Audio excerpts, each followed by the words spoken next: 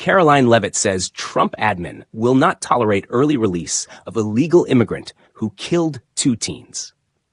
The Trump administration says it is taking steps to prevent the early release of an undocumented immigrant convicted of killing 2 American teenagers in a 2021 DUI crash. White House Press Secretary Karoline Leavitt emphasized the administration's stance during an appearance on America Reports Wednesday, calling the case a stark example of what she described as a broken immigration system.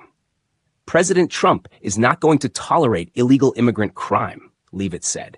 This individual case represents everything that is wrong with our immigration system. Oscar Eduardo Ortega Anguiano, who was in the U.S. illegally, was convicted in 2022 of gross vehicular manslaughter while intoxicated after he crashed into a vehicle carrying 19-year-olds Anya Varfolomeev and Nikolay Osakin. Both teens were killed in the fiery collision. Ortega Anguiano was sentenced to 10 years in prison, but is now expected to be released early, prompting backlash from the victims' families and immigration authorities. Leavitt said the administration is working to ensure he remains behind bars. We will continue to enforce our nation's immigration laws and ensure that illegal immigrants who not only break our nation's immigration laws, but then further commit heinous acts of violence against law-abiding American citizens in our country are held to the fullest extent of the law, she said. An ICE detainer has been issued, according to Trump border czar Tom Homan, who says he is coordinating with Homeland Security Secretary Kristi Noem. California Governor Gavin Newsom's press office says the state will honor the federal detainer, and Ortega Anguiano will be transferred to ICE custody before his expected release in July. Leavitt previously warned that if California officials refuse to cooperate, the administration would be prepared to escalate its response. The Department of Justice will be seeking a conviction against this man, where he will spend time in federal prison for taking the lives of those 2 young Americans, she said. Attorney General Pam Bondi weighed in on the case, posting on X, formerly Twitter. This is absolutely unconscionable. What about justice for these teens?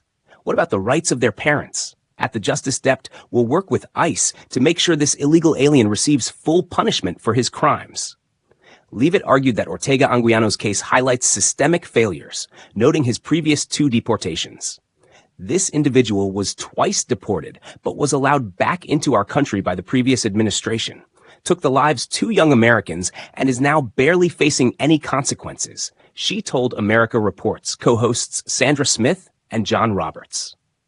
We will not tolerate it. We will not stand for that. Leavitt also criticized recent judicial decisions that have hindered the administration's deportation efforts. She pointed to a recent district court ruling that temporarily blocked the use of the Alien Enemies Act to deport alleged gang members. She also denounced Democratic lawmakers who have traveled to El Salvador to visit deported individuals, including MS-13 suspect Kilmar Abrego Garcia. You have seen Democrat elected officials who swear an oath to stand up for their constituents and law-abiding American citizens, spending more time advocating for illegal alien criminals, gangbangers, and wife-beaters in the case of Abrego Garcia from Maryland, Leavitt said. It's despicable, it is disgusting, and we are going to continue to call them out. Despite legal challenges and political resistance, Leavitt insisted the Trump administration remains committed to its immigration agenda. The president will not only win in the court of law, but he is winning in the court of public opinion, she said. And he is delivering on his promise to secure our homeland.